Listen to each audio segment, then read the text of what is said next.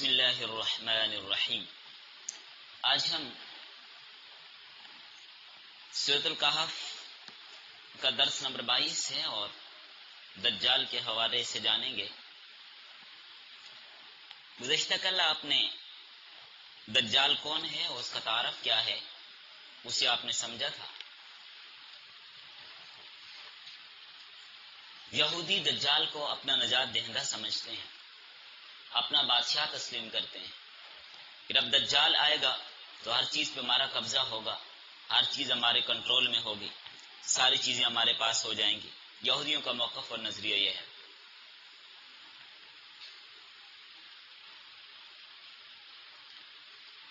دجال سے پہلے دنیا کے حالات کیا ہوں گے؟ دجال کی آمد پر بات کریں گے، لیکن اس کی آمد سے قبل حالات کیا ہوں گے؟ مسند امام احمد نے ایک روایت نقل کی ہے، حضرت انس بن مالک رضی اللہ تعالی عنہ فرماتے ہیں کہ نبی صلی اللہ علیہ وسلم نے فرمایا،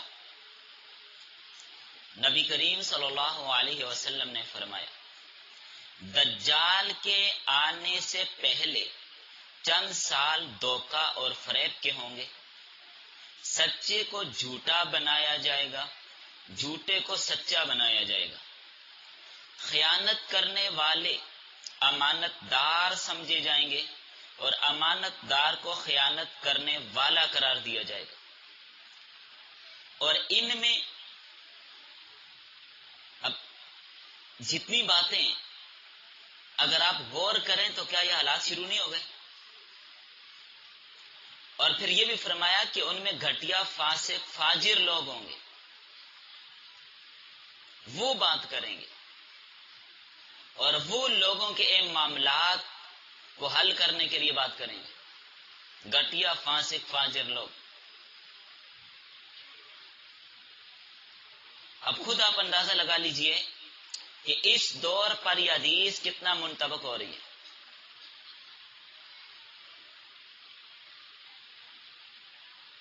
اب جھوٹ کو لوگ سچ سمجھ رہے ہیں، اس جھوٹ پر کالم اور مضمون اور کتابیں لکھی جاتی ہیں۔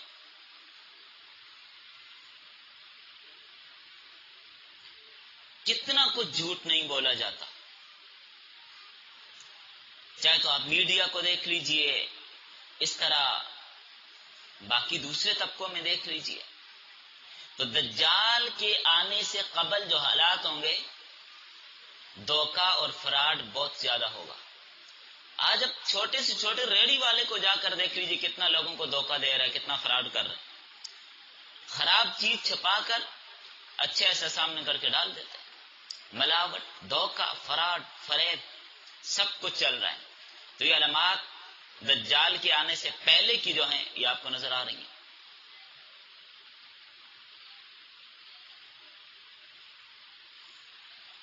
ایک اور حدیث،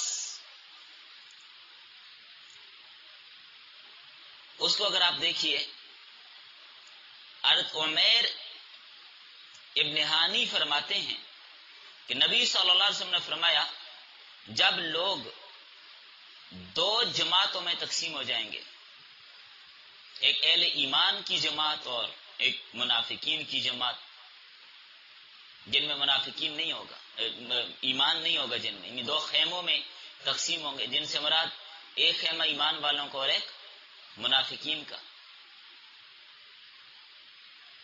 ایک اہل ایمان کا خیمہ جس میں بالکل نفاق نہیں ہوگا، اور دوسرا منافقین کا خیمہ جن میں بالکل ایمان نہیں ہوگا۔ تو جب وہ دونوں اکٹھے ہو جائیں، یعنی اہل ایمان ایک طرف اور منافقین ایک طرف، اہل ایمان ایک طرف ہو جائیں اور منافقین ایک طرف ہو جائیں، تو تم دجال کا انتظار کرو کہ آج آئے یا کل آئے۔ اس کو ابو داؤد نے روایت کیا ہے۔ تو اللہ تعالیٰ کی حکمتیں بہت ہوتی ہیں، ہم ان کو نہیں سمجھ سکتے، وہ جس سے چاہے کام لے لیتا ہے۔ مسلمان خود تو یہ دونوں خیمے نہیں بنا سکتے، البتہ اللہ تعالیٰ نے کفر کے سردار کے ذریعے یہ کام کروا دیا؟ کیا یہودیت نے ایسے کر نہیں دیا؟ لوگوں کو کہاں سے کہاں اٹھا کر شامل کر دیا.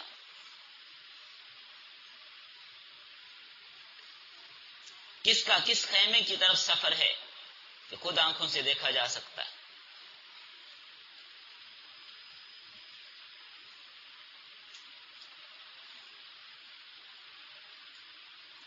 حضرت عبداللہ بن عمر رضی اللہ تعالیٰ عنہ فرماتے ہیں، میں حتیم میں حضرت حذیفہ کے ساتھ تھا، انہوں نے حدیث بیان کی، پھر فرمایا اسلام کی کڑیوں کو ایک ایک کر کے توڑا جائے گا، گمراہ کرنے والے قائدین ہوں گے، اور اس کے بعد 3 دجال نکلیں گے.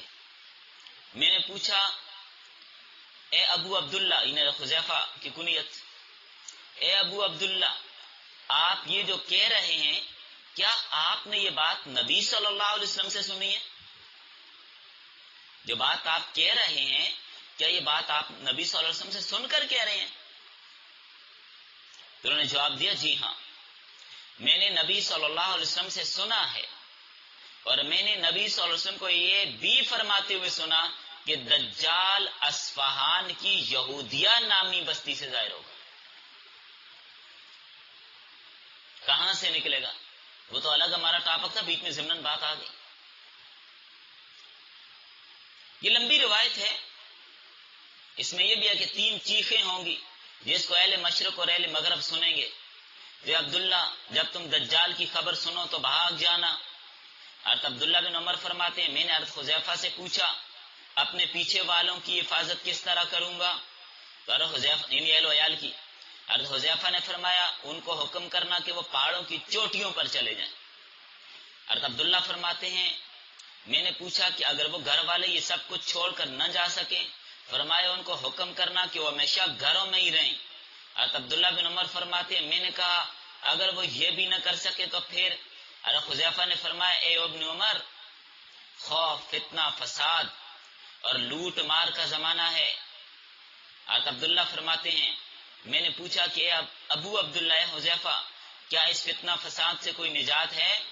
تو حضرت حذیفہ نے فرمایا کیوں نہیں، کوئی ایسا فتنہ فساد نہیں جس سے نجات نہ ہو. اس طرح آپ صلی اللہ علیہ وسلم نے ایک اور حدیث کے اندر اپنی امت کے بارے میں دجال کے علاوہ جس فتنے کا ذکر کیا وہ گمراہ کرنے والے قائدین کا فرقہ ہے، اور دجال کی آمد سے پہلے گمراہ کرنے والے قائدین آ چکے جو لوگوں کو گمراہ کر رہے ہیں، اپنی جھوٹی باتیں منوا رہے ہیں، اپنے جھوٹ کو سچ کا نام دلوا کر لوگوں کو اپنی معیت میں جمع اور اکٹھا کر رہے ہیں. اور حضرت ابو دردہ رضی اللہ تعالیٰ کی وہ روایت کہ اللہ کے رسول صلی اللہ علیہ وسلم نے فرمایا میں اپنی امت کے بارے میں جس چیز سے سب سے زیادہ ڈرتا ہوں وہ گمراہ کرنے والے قائدین ہیں. تو دجال کے وقت ان کی کثرت ہوگی، اور یہ قائدین دجالی قوتوں کے دباؤ لالچ میں آ کر خود تو آگ سے منہ موڑیں گے، عوام کو بھی خراب کریں گے، عوام کو بھی برباد کرنے کا سبب بنیں گے. اس لیے اپنے ایمان کی فکر کرنی چاہیے. حضرت اسماء بنت یزید انصاریہ فرماتی ہیں اللہ کے رسول صلی اللہ علیہ وسلم میرے گھر تشریف فرما تھے، آپ نے دجال کا بیان کیا، آپ نے فرمایا اس سے 3 سال جب دجال آئے گا اس سے پہلے 3 سال ہوں گے. پہلے سال آسمان اپنی 1/3 بارش روک لے گا، زمین اپنی 1/3 پیداوار روک لے گی. دوسرے سال آسمان اپنی 2/3 بارش روک لے گا اور زمین بھی اپنی 2/3 پیداوار روک لے گی. تیسرے سال آسمان اپنی مکمل بارش روک لے گا اور زمین اپنی پوری پیداوار روک لے گی. لہذا کھر والے اور داڑھ والے سارے مویشی مر جائیں گے، نکیت سالی ہو جائے گی. تو اس روایت میں کہ آسمان بارش روک لے گا، زمین اپنی پیداوار روک لے گی، اور بعض روایات میں یہ ہے کہ تم آسمان کو بارش برساتا ہوا دیکھو گے حالانکہ وہ بارش نہیں برسا رہا ہوگا، اور تم زمین کو پیداوار اگاتا ہوا دیکھو گے حالانکہ وہ پیداوار نہیں اگا رہی ہوگی. تو اس کا مطلب یہ بھی ہے کہ بارش بھی برسے گی، زمین پیداوار بھی اگائے گی، لیکن اس کے باوجود لوگوں کا کوئی فائدہ نہ ہوگا، لوگ قحط سالی کا شکار ہوں گے. مہنگائی ہوگی، نظر آ رہی ہے نا آپ کو، بارش بھی ہو رہی ہے، یوں لگتا ہے بارشیں بہت زیادہ ہو رہی ہیں، فصلیں بڑی پیدا ہو رہی ہیں، گندم ہی گندم، گندم ہی گندم، ایک دم سے 30 روپے سے اٹھا کر جس کو 150 روپے کلو پر پہنچا دیا. تو آپ لوگ کیا سمجھتے ہیں اس کو کہ دجال کی آمد کی تیاریاں نہیں ہو رہی؟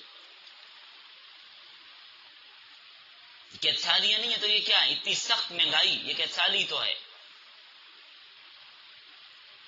جدید دور میں اس کی بے شمار صورتیں ہیں. عالمی زراعت کو اپنے قبضے میں کرنے کے لیے جو پالیسیاں یہودیوں نے بنائی ہیں، اس کے اثرات اب ہمارے ملک میں پہنچ چکے ہیں کہ نہیں پہنچ چکے؟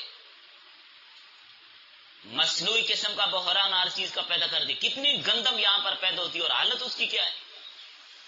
اتنی مہنگائی، اتنا گنا یہاں پر پیدا ہوتا، اور چینی کا عالم دیکھیے. باقی یہ تو ایک الگ موضوع ہے، اس پر انشاءاللہ اگر موقع ملا تو حالات کے تناظر میں اس پر بات کریں گے. فی الحال آگے چلیے. دجال کا حلیہ کیا ہوگا؟ اگلا پوائنٹ ہمارا، دجال کا حلیہ کیا ہوگا، شکل و صورت کیسی ہوگی.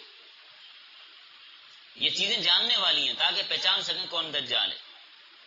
بخاری میں روایت انس رضی اللہ تعالیٰ فرماتے ہیں، نبی کریم صلی اللہ علیہ وسلم نے فرمایا، کوئی نبی ایسے نہیں بھیجے گئے جنہوں نے اپنی امت کو کانے کذاب سے نہ ڈرایا ہو.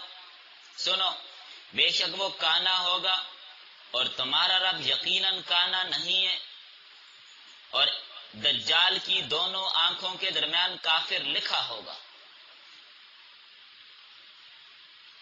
حضرت عبداللہ بن عمر رضی اللہ تعالیٰ عنہما نبی صلی اللہ علیہ وسلم سے روایت نقل فرماتے ہیں کہ آپ صلی اللہ علیہ وسلم نے فرمایا، دجال کانا ہوگا، دائیں آنکھ سے کانا ہوگا.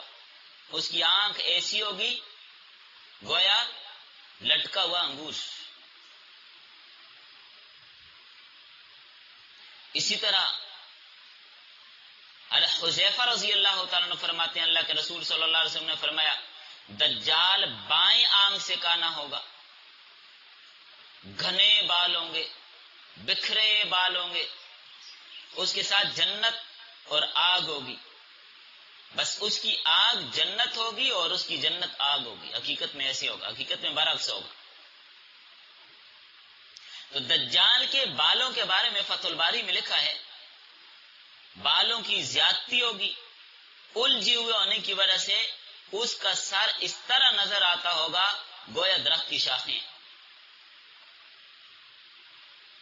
اور مسلم کی حدیث میں کہ دجال کی ایک آنکھ بیٹھی ہوئی ہوگی، جیسے کسی چیز پر ہاتھ پھیر کر اس کو بٹھا دیا گیا ہو، اور دوسری آنکھ پر موٹا دانا ہوگا، یعنی پھلی ہوگی، ناخونہ.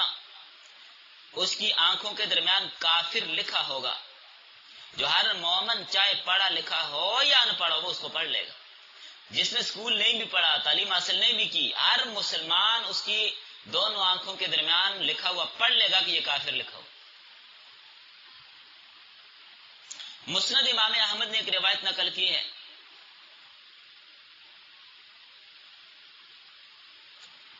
کہ اس کے ساتھ 2 فرشتے ہوں گے جو 2 نبیوں کی صورت میں ہوں گے. آپ صلی اللہ علیہ وسلم نے فرمایا کہ اگر میں چاہوں تو ان نبیوں کے اور ان کے باپوں کے نام بھی بتا سکتا ہوں.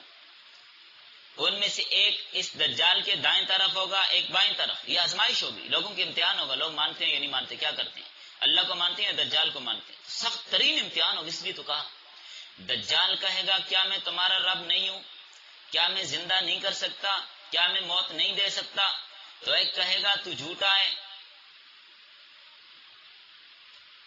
تو اس بات کو باقی لوگ نہیں سن سکیں گے. دوسرا پہلے والے سے کہے گا تو نے سچ کہا،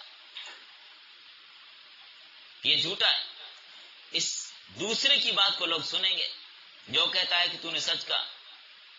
لوگ یہ سمجھیں گے کہ یہ دجال کو سچا کہہ رہے ہیں، حالانکہ نہیں، وہ دجال کو سچا نہیں کہہ رہا ہوگا. وہ کس کو سچا کہہ رہا ہے؟ دوسرے فرشتے کو، کہ تو نے سچ کہا کہ یہ جھوٹا ہے. تو یہ جھوٹا ہے، سچ کہہ رہے. تو بات نہیں سمجھ آئی سمجھ؟ ایک فرشتہ دجال کو کہے گا تو جھوٹا ہے، دوسرا فرشتہ اسے کہے گا تو نے سچ کہا. کس کو کہے گا؟ دوسرے فرشتے کو. تو سچ کہتا ہے کہ یہ دجال جھوٹا ہے. لیکن لوگ یہ سمجھیں گے کہ دجال کو کہہ رہے ہیں کہ تو سچا ہے. آزمائش ہوگی لوگوں کی. تو بہرحال دجال ایک متعین شخص ہوگا.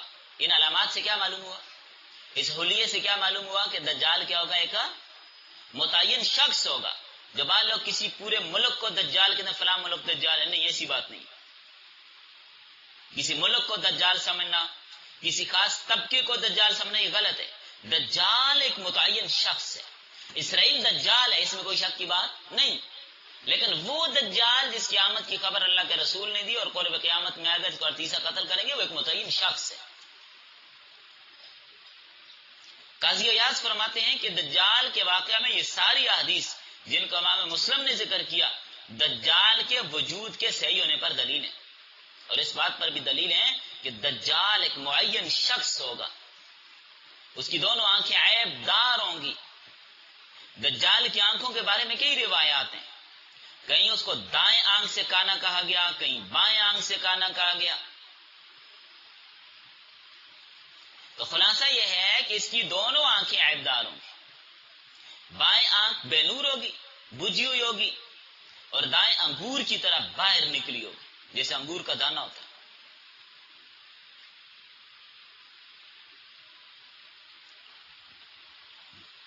موجودہ دور میں مختلف بڑی کمپنیوں کے نشانات، یہ جو لوگو ہوتے ہیں، ان میں آپ کو ایک آنکھ نظر آتی ہے. کہیں پر یہ آنکھ بالکل سفید ہے جیسے چمکتا وہ ستارہ. دیکھیے نا آپ لوگوں نے برمودا تو کون، وہ تو ایک الگ ٹاپک ہے، بات ادھر چلی جائے گی، بہت ہی لمبی ہو جائے گی. تو اس طرح کا تکون بھی بنا کر لوگ اس میں کیا کرتے ہیں، آنکھ کا نشان بنا دیتے ہیں.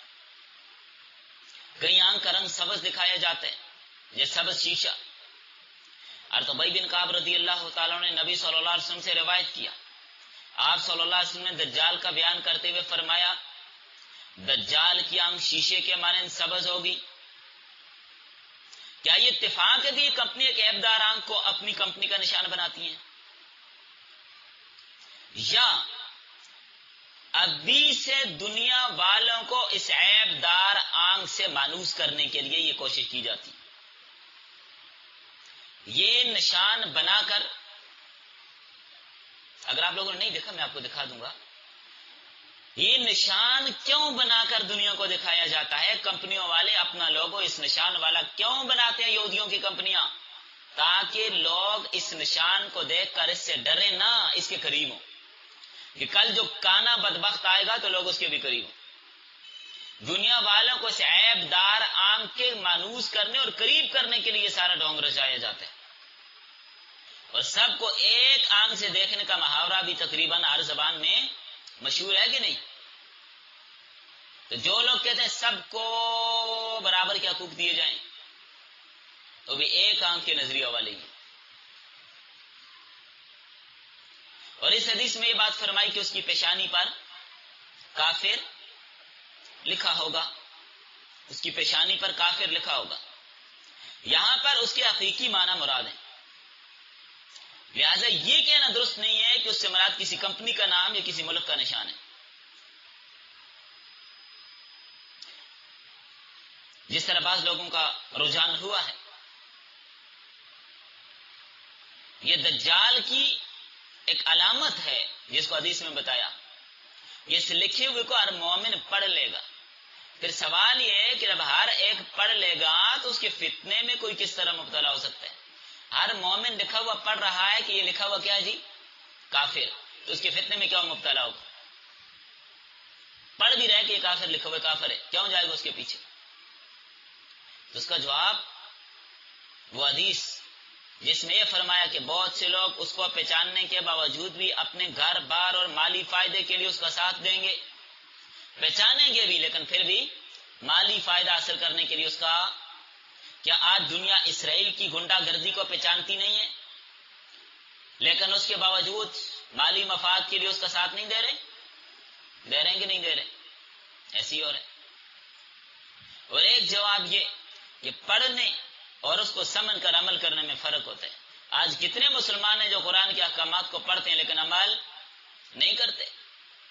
پتہ ہے سود حرام ہے پھر بھی کھاتے ہیں، پتہ ہے رشوت منع ہے پھر بھی لیتے ہیں، جھوٹی گواہی منع ہے پھر بھی دیتے ہیں. تو وہ لکھا ہوا پڑھیں گے کہ کافر لکھا ہوا پھر بھی اس کے ساتھ چلیں گے. تو جو آدمی ابھی سے قرآن اور حدیث کی آیات اور حدیث میں نبی صلی اللہ علیہ وسلم کی جو تعلیمات ہیں ان پر ابھی سے عمل کرنے کی عادت بنا لے، کل جب دجال آئے گا تو اس کے ماتھے پہ کافر لکھا ہوا دیکھ کر یہ بھی اس سے بچ جائے گا، عمل کرے گا کہ بھائی کافر اس کے قریب میں نہ جاؤں. اور ابھی سے جس کی عادت عمل کرنے کی نہیں ہے وہاں پر بھی بچنا اس کے لیے مشکل ہو. دجال کے وقت بھی بہت سے لوگ جو اپنا ایمان پیسے کی خاطر دنیاوی حسن کے بدلے بیچ چکے ہوں گے، جنہوں نے ایمان کو چھوڑ کر دنیا کو اختیار کیا ہوگا، جنہوں نے اللہ کے نام پر کٹنے کے بجائے دجال کی طاقت کے سامنے سر جھکانا ہوگا، وہ اس کا کفر نہیں پڑھ پائیں گے، بلکہ اس کو وقت کا مسیحا سمجھیں گے، انسانیت کا نجات دہندہ سمجھیں گے، اپنا بادشاہ تسلیم کریں گے اور اس کے لیے دلائل لائیں گے، دجال کے خلاف لڑنے والوں کے خلاف فتوے دیں گے. پھر بھی ان کا اپنے بارے میں یہی دعویٰ ہوگا کہ وہ مسلمان ہیں، حالانکہ ان کا اسلام سے کوئی تعلق نہیں ہوگا. اور یہ سب اسی لیے ہوگا کہ ان کی بدعمالیاں اور جو شقاوت قلبی ہے ان کی ایمانی بصیرت کو اس نے ختم کر دیا ہوگا، ایمانی بصیرت ختم ہو گئی ہوگی.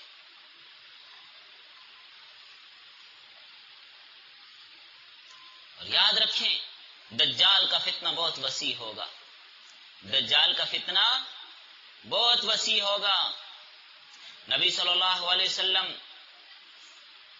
صحابہ کی جس محفل میں بھی دجال کا تذکرہ فرماتے تھے وہاں صحابہ پر خوف طاری ہو جاتا تھا، صحابہ رونے لگتے تھے. لیکن کیا وجہ ہے کہ آج مسلمان اس کے بارے میں کچھ فکر نہیں کرتا؟ کیا وجہ ہے کہ مسلمان آج دجال کے بارے میں سوچ بچار نہیں کرتا؟ شاید اس کی وجہ یہ ہے کہ آج لوگ اس فتنے کو اس معنی میں سمجھنے کی کوشش نہیں کرتے جس معنی میں نبی صلی اللہ علیہ وسلم نے سمجھایا.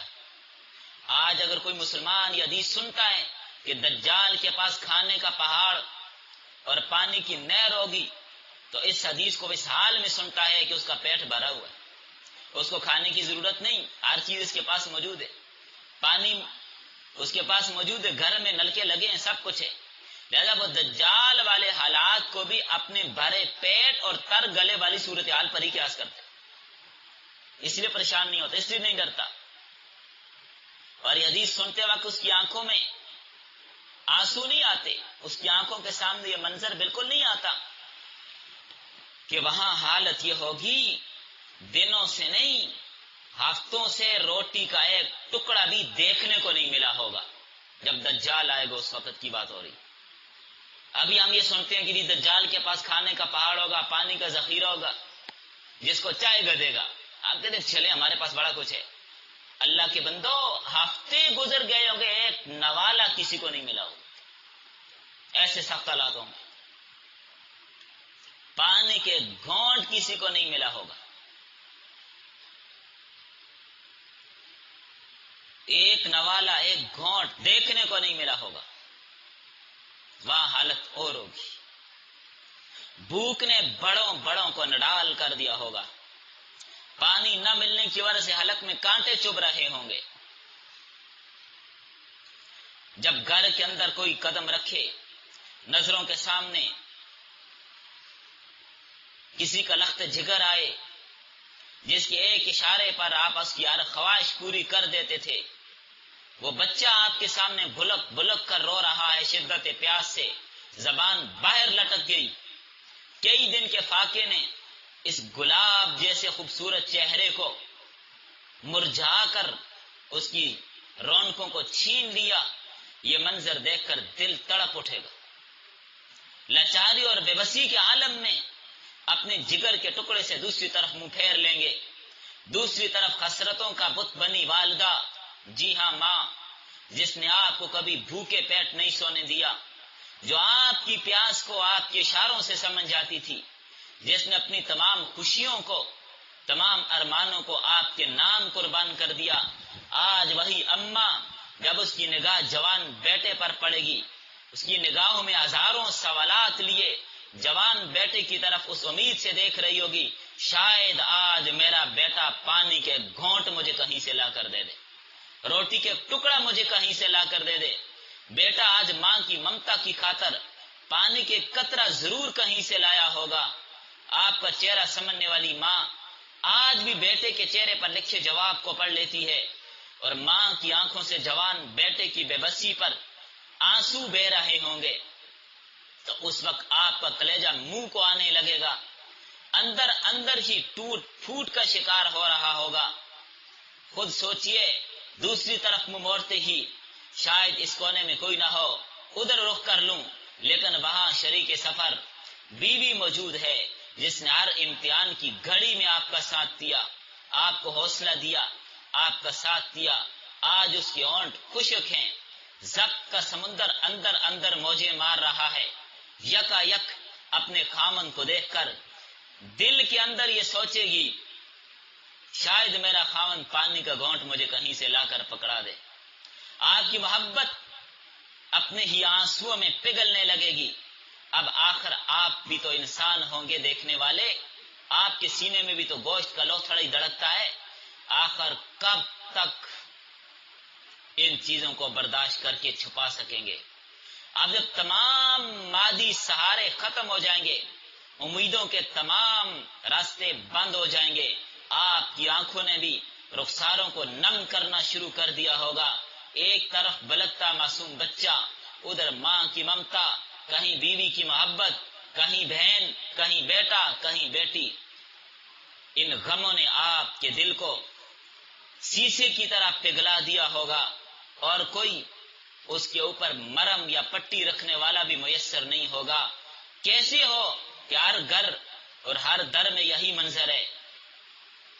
ایسے وقت میں باہر سے کھانے کی خوشبو اور دجال گزر رہا ہے، گوشت کی اور بریانی کی خوشبوئیں مہک رہی ہیں، کھانے کی خوشبو آ رہی ہے، پانی کی آواز سنائی دیتی ہے۔ آپ بھی اور آپ کے پیارے بھی سب دوڑتے ہوئے باہر جاتے ہیں۔ سامنے دیکھ کر ایسا لگتا ہے اب مشکل کی گھڑی ختم ہو گئی، انسانوں کی اس جنگل میں کوئی مسیحا آ گیا۔ آنے والا مسیحا اعلان کرتا ہے، بھوک اور پیاس کے مارے ہوئے لوگوں، یہ لذیذ خوشبودار کھانے، یہ ٹھنڈا میٹھا پانی تمہارے لیے لے کر آیا ہوں۔ یہ سنتے ہی آپ بھی اور گھر والے بھی، شہر والے بھی، محلے والے بھی دروازوں کی طرف، گلی کی طرف دوڑیں گے، جیسے آدھی زندگی تو یوں ہی لوٹ آئی۔ مسیحا پھر کہتے ہاں یہ سب کچھ تمہارے لیے ہے، لیکن کیا تم اس بات کو مانتے ہو کہ اس کھانے اور پانی کا مالک اور رب میں ہوں؟ کیا تم اس حقیقت کو تسلیم کرتے ہو کہ یہ سب کچھ میرے اختیار میں ہے؟ میں کھانا دیتا ہوں، میں پینا دیتا ہوں، میں رب ہوں، میں خدا ہوں، میں اللہ ہوں۔ مجھے خدا تسلیم کرتے ہو؟ کھانے اور پانی کی طرف آپ کے بڑھتے ہوئے قدم تھوڑی دیر کے لیے رک گئے۔ آپ کچھ سوچنے لگے۔ آپ کی یادداشت نے کہا یہ الفاظ کو جانے پہچانے لگتے ہیں۔ آپ کو یاد آ گیا یہ مسیحا کون ہے۔ لیکن تبھی آپ کے پیچھے سے بچے کے بلکنے کی آوازیں اور تیز ہونے لگیں، ماں کی چیخیں سنائی دیں۔ آپ دوڑے ہوئے گئے تو آپ کے جگر کا ٹکڑا، آپ کا بیٹا موت اور زندگی کے درمیان کشمکش میں ہے۔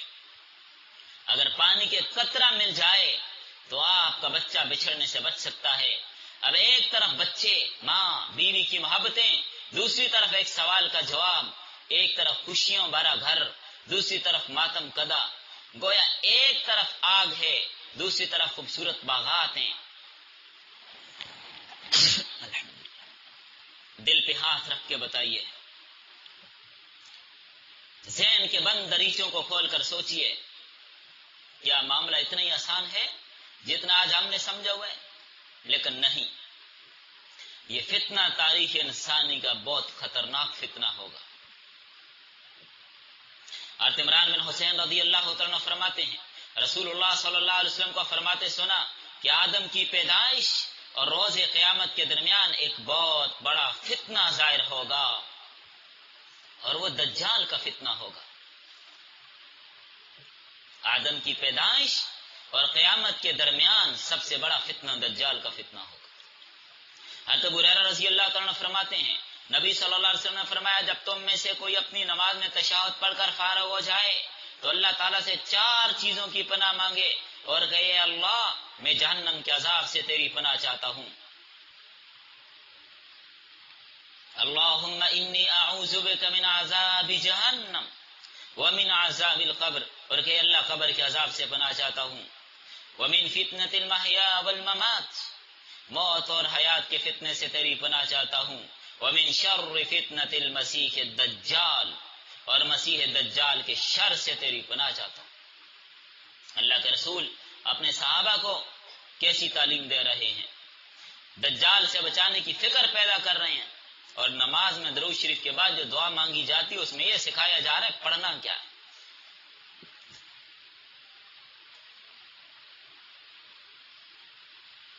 تو آپ کو اندازہ ہو گیا ہوگا یہ فتنہ کتنا شدید اور کتنا خطرناک فتنہ ہوگا، کتنا سخت فتنہ ہوگا.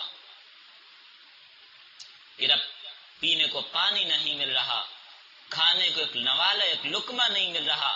حالات کتنی شدت والے اور کتنے سخت ہوں گے جب دجال آئے گا. تو اس لیے اس کے فتنے سے پناہ مانگتے رہنا چاہیے. حذیفہ رضی اللہ تعالیٰ فرماتے ہیں میں نے نبی صلی اللہ علیہ وسلم کو یہ فرماتے ہوئے سنا کہ دجال اپنے ساتھ پانی اور آگ لے کر نکلے گا، جس کو لوگ پانی سمجھیں گے حقیقت میں وہ جھلسا دینے والی آگ ہوگی، اور جس کو آگ خیال کریں گے وہ حقیقت میں ٹھنڈا پانی ہوگا. فرمایا تم میں سے جو شخص دجال کو پائے وہ اپنے آپ کو اس چیز میں ڈالے جس کو اپنی آنکھوں سے آگ دیکھتا ہے، اس لیے کہ وہ حقیقت میں میٹھا اور ٹھنڈا پانی ہے. اور ایک روایت میں دجال کے ساتھ روٹیوں اور گوشت کے پہاڑ کا ذکر بھی ہے. تو مطلب یہ ہے کہ جو اس کے سامنے جھک جائے گا اس کے لیے دولت اور غذائی اشیاء کی فراوانی ہو جائے گی، اور جو اس کے نظام کو نہیں مانے گا اس پر قسم قسم کی پابندیاں لگائے گا، پھر ان پر آگ برسائے گا. جیسے کہ ہم نے کہا کہ دجال کے آنے سے پہلے اس فتنے کا شروع ابتدا اس کی ہو جائے گی. تو کیا دجالی طاقتیں دجالی تہذیبیں مسلمانوں پر آگ نہیں برساتی رہیں، مسلمانوں پر میزائل نہیں گراتی، فلسطین میں مسلمانوں کا جینا حرام نہیں کیا ہوا، کشمیر کے مسلمانوں کا جینا حرام نہیں کیا ہوا؟ یہ دجالی تہذیبیں آگ نہیں برسا رہی. یہ کیا ہو رہا ہے؟